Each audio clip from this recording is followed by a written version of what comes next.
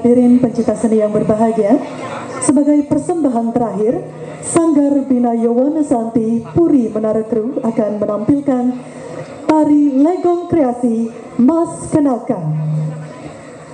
Tari pelegongan kreasi Mas Kanaka terinspirasi dari perjalanan hidup Cokorda Agung Mas Kanaka, maestro karawitan dari Ubud dan seniman Bali pertama yang mengajar seni ke luar negeri. Nama Mas Kanaka sendiri memiliki makna yang dalam, yakni melambangkan emas berlapis emas. Simbol seorang tokoh berharga yang kemuliaannya tidak lekang oleh waktu.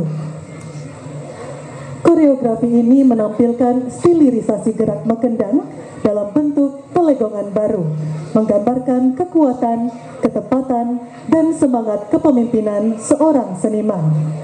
Karya ini dibawakan oleh penari lanang atau legong lanang sebagai pengingat bahwa pada masa lalu tari legong juga dibawakan oleh laki-laki. Tari Mas Kanaka menjadi penghormatan bagi seorang maestro sejati, emas yang tak pernah pudar meski tertimbun debu sejarah. Pembina tari Cokorda Istri Putra Padmini SSN MSN, penata karawitan Idewo Puturai SSN, penata tari Anak Agung Bagus Harjunantara SSN MSN.